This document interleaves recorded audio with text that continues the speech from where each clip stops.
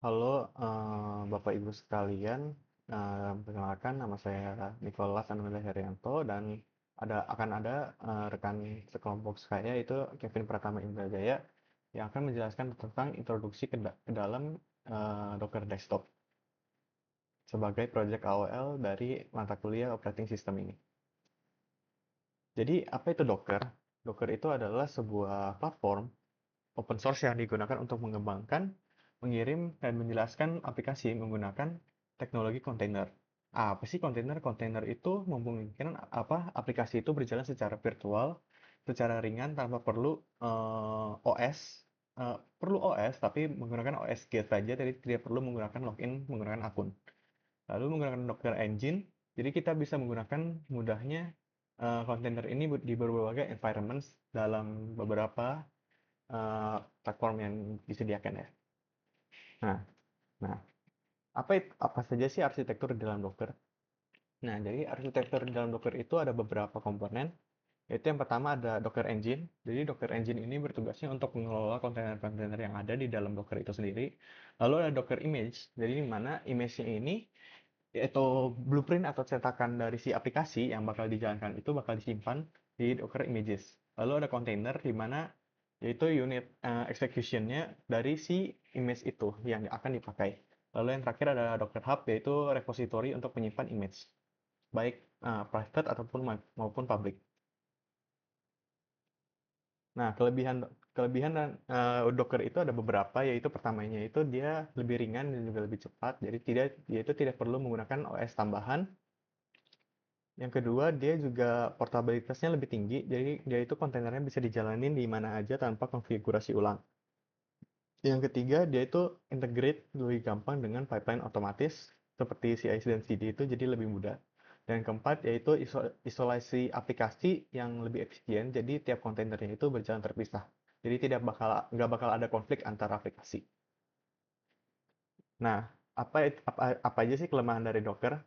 Nah, jadi kelemahan dari Docker itu beberapa kelemahannya itu ada di sisi keamanan, yaitu kontainernya isolasi kontainernya itu tidak sekuat VM-VM lainnya.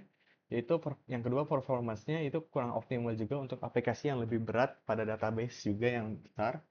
Yang ketiga dia manajemen jaringannya itu lebih kompleks, apalagi kalau kontainernya itu di banyak host. Yang keempat itu ada keterbatasan OS, jadi Docker itu bisa di jalan natifnya itu di Linux. Sedangkan kalau Windows atau Mac itu butuh tambahan seperti WSL atau VM. Nah, jadi berikutnya saya akan menjelaskan juga mengenai cara mendownload Dockernya itu sendiri. Nah, ini adalah website utama dari Docker itu sendiri, di mana kita bisa mendownload Docker Desktop yang akan digunakan sebagai cara untuk menjalankan desktop Docker. Jadi di sini ada download Docker Desktop, yaitu pilihan utama untuk langsung mendownload Docker, yaitu lalu dipilih berdasarkan uh, operasi sistem yang dimiliki oleh perangkat Anda, yaitu Mac atau Windows ataupun Linux. Lalu ketika diklik, lalu disimpan di folder yang diinginkan.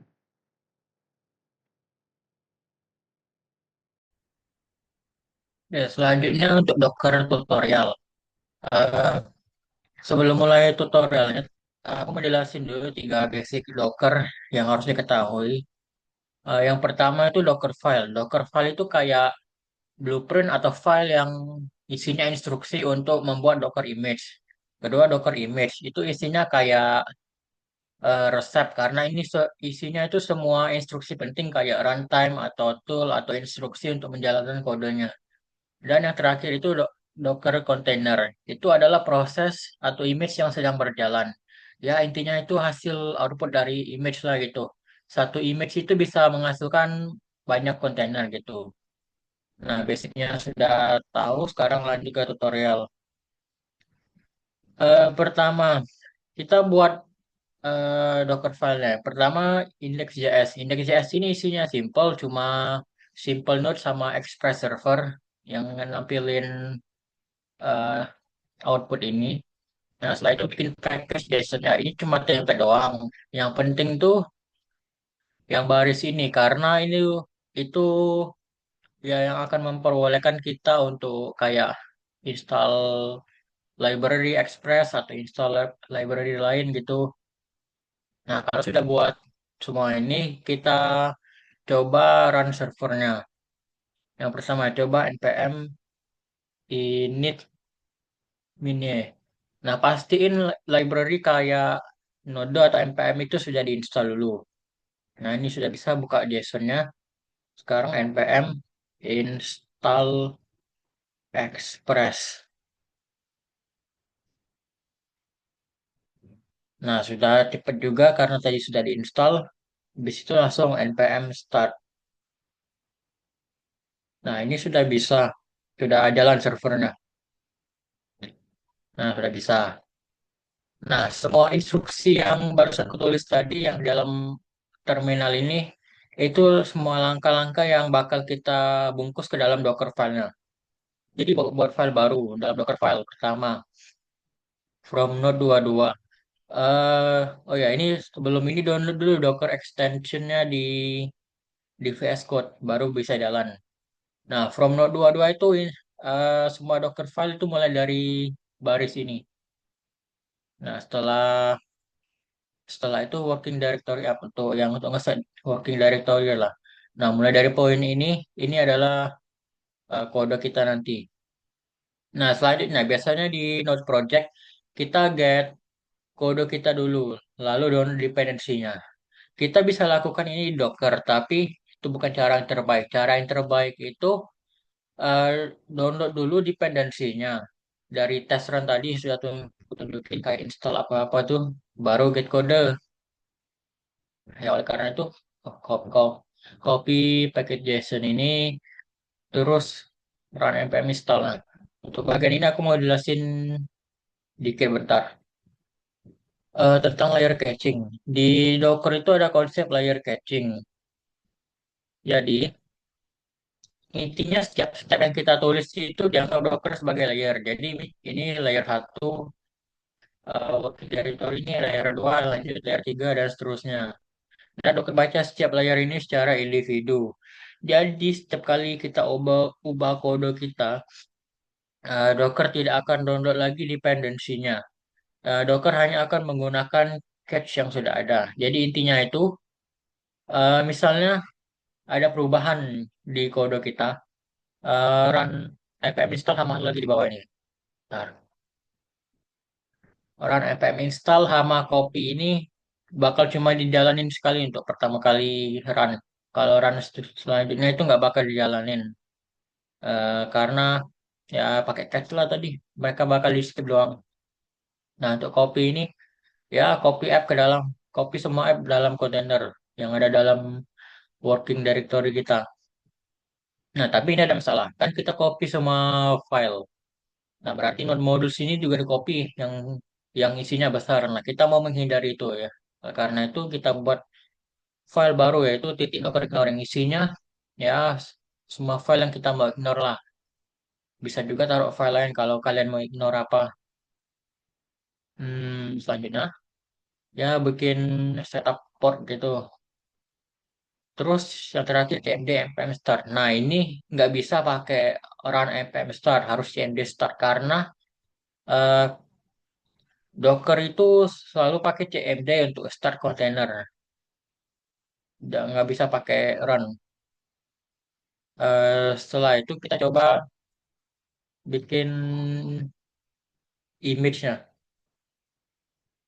Dalam terminal kalian, tulis docker build strip T itu untuk nama. Misalnya example 1. Nah, tunggu bentar. Oh ya, bentar. Salah, salah. Ini kurang kurang satu komen doang ini buat sama kayak tadi example 1 L 1 tambah titik ini. Ini titik ini artinya current working directory gitu. Nah, udah bisa dong. Nah, secara itu Docker run Docker run strip p port komputer sama port Docker sama nama yang barusan dibuat tadi. Nah, strip itu sama kayak jembatan antara komputer sama kontainer gitu. Nah, ini sudah jalan juga, sudah bisa. Ya, sudah bisa.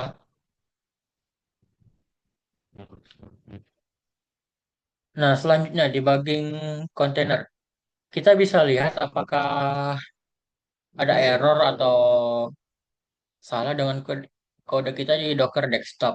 Caranya, buka dulu kontainernya. Tinggal klik running container. Nah, kita bisa lihat kayak logs atau kayak statistiknya untuk lihat apakah Docker kita berjalan dengan bagus. Ya, intinya bisa bisa lihat lah eh, bagaimana file kontainer kalian berjalan gitu. Nah, selanjutnya Docker Scout. Fungsinya bentar ke Docker Scout dulu. Nah, Docker Scout fungsinya itu untuk ngelihat isi Docker image dan generate laporan detail mengenai image itu. Apakah ada kayak vulnerability atau masalah apapun. Setelah itu nanti dikasih suggestion untuk menangani masalah tersebut. Caranya mudah, tinggal klik ini doang, start analysis. Tapi karena ini agak lama, aku skip doang, nggak aku pencet start analisisnya. Nah, selanjutnya Docker Compose sama Docker Volume. Dan contoh tadi itu mudah banget. Eh, Gimana kalau kita misalnya mau nambahin ya aplikasi lain kayak database atau front end gitu. Nah, kalau mau nambah aplikasi lain itu, kita harus buat kontainer untuk mereka masing-masing. Ya, jadi hasilnya jadi multi layer application. Tapi kan ini bikin problem baru, yaitu ya bagaimana kita run semua kontainer itu dan bagaimana cara kita mengconnect semua kontainer itu untuk membuat ya untuk supaya aplikasinya berfungsi lah. Nah, oleh karena itu ada Docker Compose yang bisa mengconnect dan mengeran semua apa itu semua aplikasi itu secara bersamaan. Selanjutnya ya untuk tutorialnya pertama kita bikin misalnya di Next.js ini kita bikin database baru. Anggap aja ini anggap aja ini database lah. Nah, setelah itu kita bikin compose ya, file baru compose.yml dan objek service yang di dalamnya itu semua keys yang merepresentasikan kontainer yang mau di-run. Itu contohnya backend sama DB. Nah, karena backend itu pakai Docker file, kita pakai build key dengan value titik ini. Itu artinya ya ya untuk lokasi Docker. Intinya untuk working directory lah gitu. Nah, terus backend ini juga perlu port. Kita pakai port yang sudah kita set tadi, port forwarding ini.